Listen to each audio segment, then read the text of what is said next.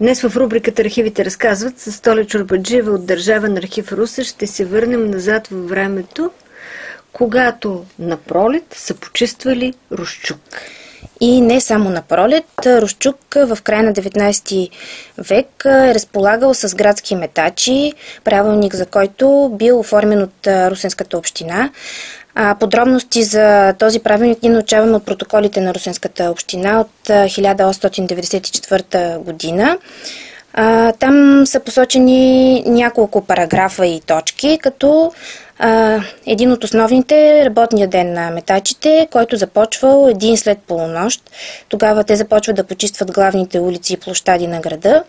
Тези улици и площади трябва да са почистени до преди да се съмне, след което, като започне денят, градските метачи продължават своята работа, но чистят само, както е записано в протокола, дето има нечистоти по улиците, без да дигат прах обаче. Освен това, през деня те са задължени да внимават улиците и площадите да бъдат винаги чисти.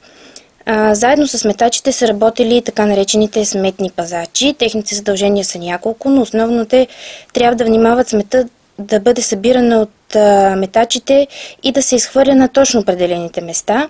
Много любопитна е една от точките от този правилник за градските метачи, където е посочено, че сметните метачи задължително трябва да внимават свинете да не ровят из буклука и да не ядат мърша от сметта.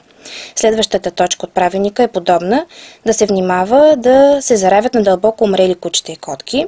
Друга важна задача на пазачите е да внимават русинските граждани да хвърлят сметта си редовно. Тя да не се задържа в дворовете или в други места в града.